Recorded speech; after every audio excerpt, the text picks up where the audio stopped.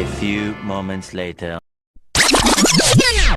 Hello guys, welcome back to our channel MV vlogs.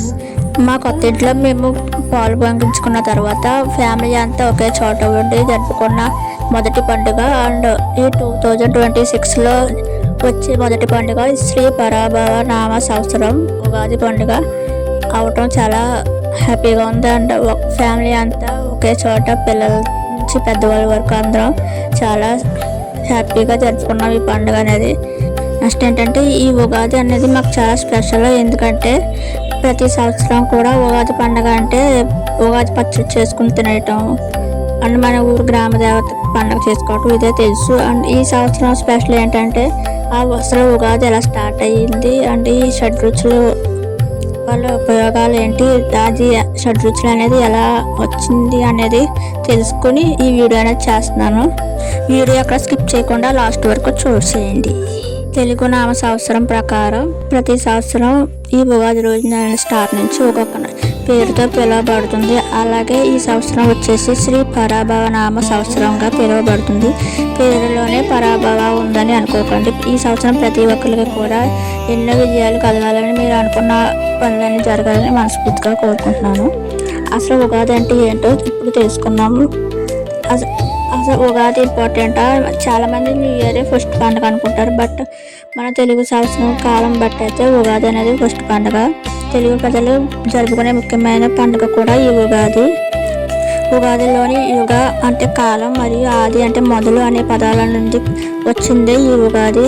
అంటే ఒక కొత్త కాలానికి ప్రారంభం అని అర్థం అనమాట. అసలు ఈ పండుగ వెనుక ఉన్న విశిష్టత ఏంటంటే పురాణాల ప్రకారం బ్రహ్మదేవుడు ఇదే రోజున ఈ సృష్టిని సృష్టించారని నమ్ముతారు. అండ్ ఇంకా ఇదే వసంత ఋతువు ఆగమనంలో ప్రకృతి అంతా కొత్త చిగులతో పూలతో కలకలాడుతూ ఉంటుంది.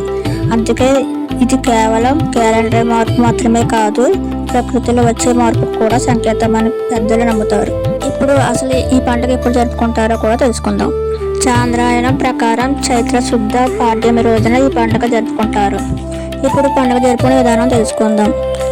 ఉదయాన్నే అభ్యంగన స్నానాలు చేయాలి. అభ్యంగన స్నానం అంటే సూర్యోదయానికి ముందే లేచి తల స్నానం అనేది చేయాలి. ఇప్పుడున్న జనరేషన్ బట్టి అయితే మార్నింగ్ 9-10 వరకు చాలామంది లేగరు.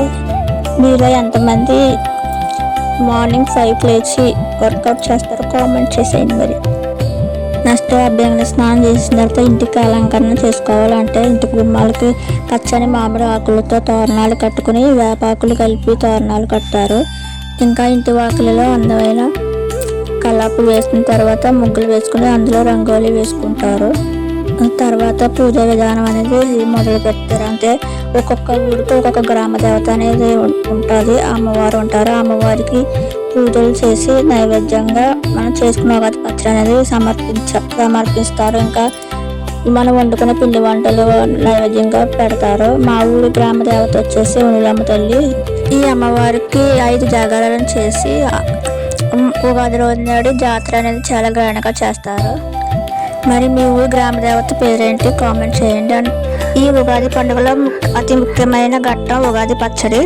అసలు ఈ ఉగాది పచ్చడి చేసుకోవటం తినటం తప్ప మనకి ఈ ఉగాది పచ్చడి వెనుక ఉన్న ప్రాముఖ్యత అనేది చాలా మందికి తెలియదు. అందులో నేను ఒక్కదాన్ని. ఇప్పుడు పచ్చడి వెనకాల ఉన్న ప్రాముఖ్యత ఏంటో, దాని విశిష్టత ఏంటో తెలుసుకుందాం.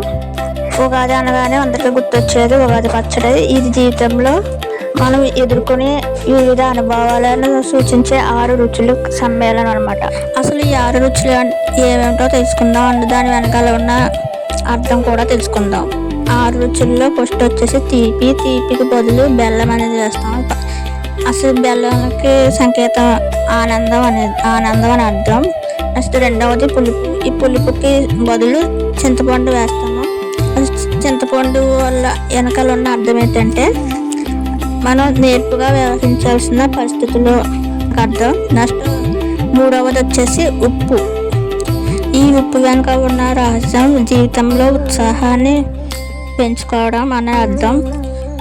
ఇంకా కారం బదులు చాలామంది మిరపపొడి ఇంకా మిరియాల పొడి వేసుకుంటారు. మేమైతే కారం వేసాము.